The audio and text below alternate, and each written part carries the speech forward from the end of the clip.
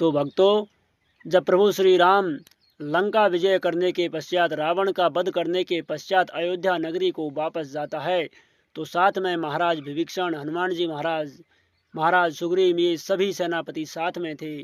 और जब वो पुष्पक विमान में बैठकर जा रहे थे, तो हनुमान जी महाराज ने कहा, हे प्रभु, आप अयोध्या नगरी को चलिए, मैं मेरी माता का दर्शन करके, माता से मिल करके कुछ क्षण में ही आपके पास आता हूँ।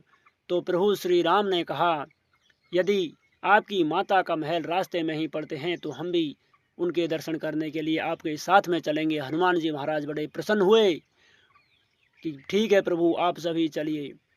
जब हनुमान जी महाराज और प्रभु श्री राम, भैया लक्ष्मण, माता सीता सभी अंजनी माता के पास पहुँचे, तो माता जी बहुत प्रसन्न हुई कि धन्य है मेरा पुत्र। कहते हैं कि लोग तो भगवान का दर्शन करने के लिए भगवान के पास जाते हैं, लेकिन अंजनी माता के ऐसा पुत्र हुआ था हनुमान जी महाराज, जो भगवान को ही माता के पास में लेकर आ गए।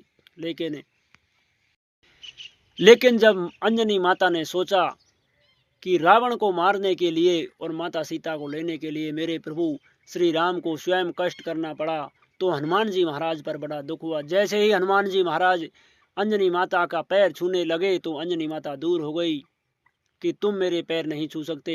तो हनुमान जी महाराज दुखी हो गए और सभी सोचने लगे कि ऐसी क्या गलती कर दी जो हनुमान जी महाराज से अपनी स्वयं की माता नाराज है। लक्ष्मण भैया भी देख रहे थे। तब अंजनी माता ने हनुमान जी से कहा कि हे हनुमान जी, तुमने मेरे दूध को लजा दिया, तेरे कारण मेरे प्रभु को कष्ट हुआ है। क्या तुम में इतनी शक्ति नहीं थी जो रावण का वध करके तुम स्वयं सीता माता को लेकर आ जाते? तो हनुमान जी महाराज ने कहा कि माता, मुझे मेरे प्रभु श्री राम ने आज्ञा ही नहीं दी थी। माता अंजनी को बड़ा दुख हुआ। उन्होंने कहा, तुमने मेरे दूध को लजा दिया।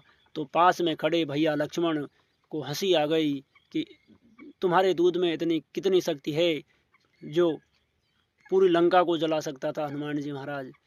तब अंजनी माता एक पास में चट्टान पर पर्वत पर चली गई और अपने थोड़ा सा अंजलि से थोड़ा सा दूध लेकर उस पर्वत पर गिरा दिया। तो जैसे ही वो बूंद पर्वत पर गिरी तो पर्वत के टूक टूक हो गए।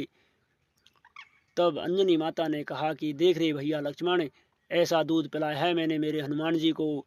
तो लक्ष्मण भैया भी देखकर अंजनी माता से क्षमा याचना करने लग गए कि हे माता, मुझसे गलती हो गई, मैंने आपकी शक्ति को कम जाना। वाकई में आपके दूध में तो इतनी शक्ति थी कि यदि प्रभु श्री राम हनुमान जी महाराज को आज्ञा दे देते तो हनुमान जी महाराज एक पैर की ठोकर से पूरी लंका को रावण सहित पाताल में